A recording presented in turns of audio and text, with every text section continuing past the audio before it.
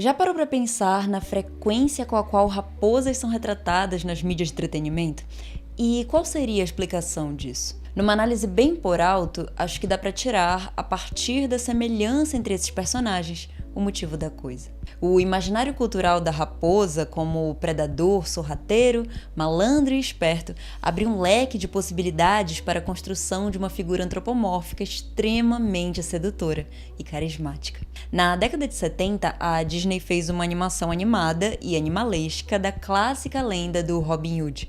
E quem melhor que uma raposa para interpretar um anti-herói astuto e símbolo do banditismo social? Mais tarde, no filme Zootopia, de 2016, a estratificação social é simbolizada por uma cidade onde a classificação dos animais como predadores e presas cria predeterminações acerca dos cargos profissionais e dos comportamentos a eles condicionados. E o personagem Nick, apesar da personalidade irônica, sagaz e trapaceira típicas da sua espécie, lida com o dilema da marginalização por um coletivo que define a sua índole com base não em quem ele é enquanto indivíduo, mas nos inúmeros estigmas vinculados à sua espécie. Aliás, percebe-se o quanto o conflito entre a natureza prática do instinto e a complexidade da mente fica interessante quando aplicado em animais. O que eu interpreto dever-se tanto ao consenso de que os seres não humanos são desprovidos do último, quanto pela nossa própria dificuldade de reconhecer e legitimar em nós mesmos a existência do primeiro.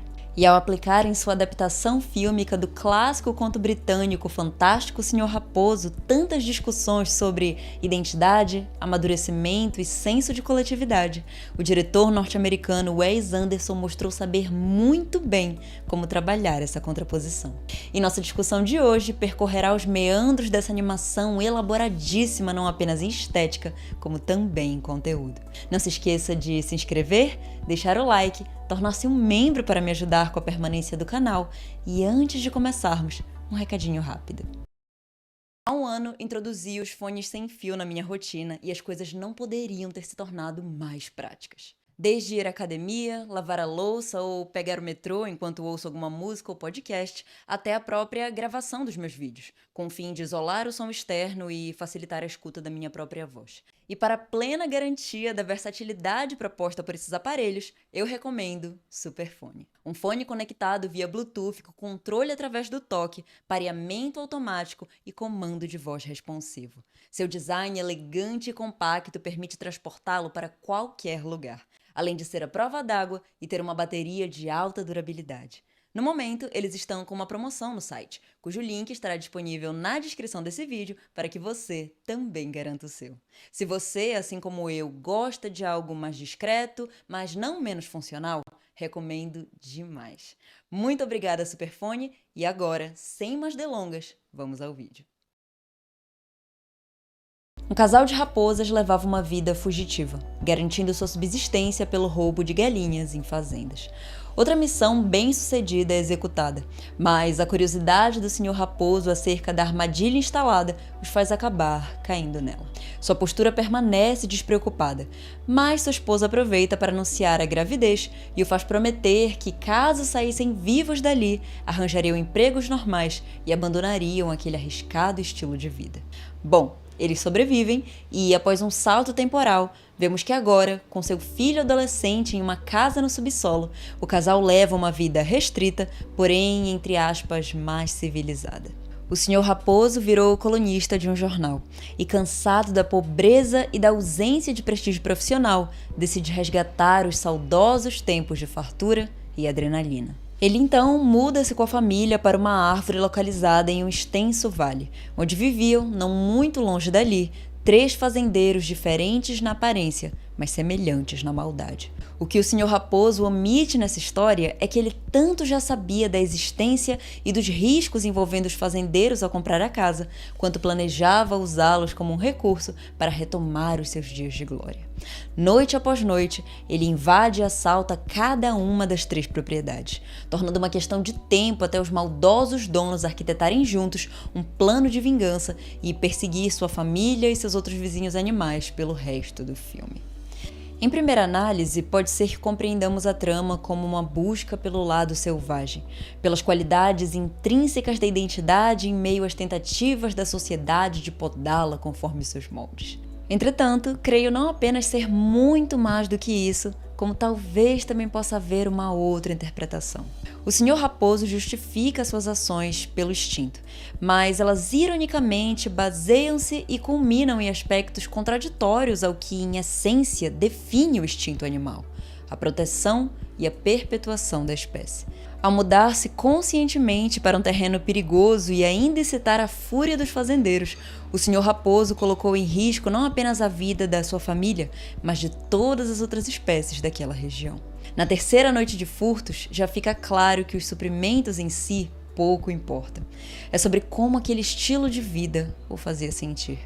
Como viver aquilo reavivava nele o seu orgulho, seu senso de importância, seu ego e seu auto-reconhecimento. Não era só sobre a falta de comida, mas sobre a sua coluna no jornal não fazer sucesso, sobre não ser mais, aos olhos dos outros, o fantástico Sr. Raposo, sobre o medo do tédio, de não ter uma vida cercada por emoções eufóricas e avassaladoras, reafirmando constantemente que sim, ele é válido e sim, ele é feliz.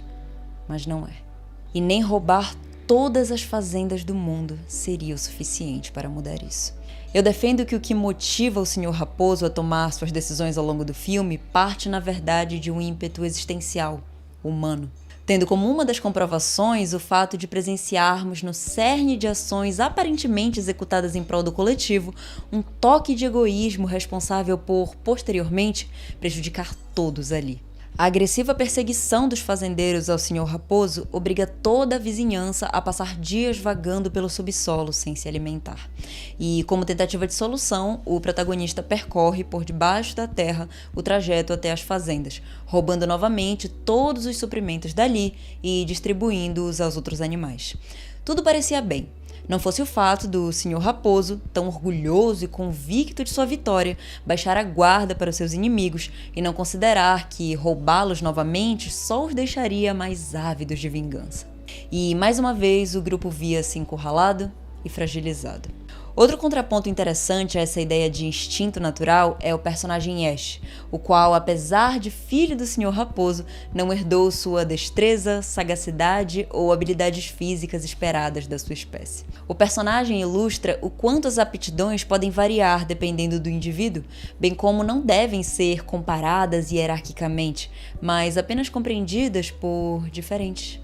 Fora que ser rejeitado pela família por não se adequar às expectativas influencia diretamente na formação da sua personalidade e no quão incentivado se sentirá para desenvolver as suas habilidades particulares.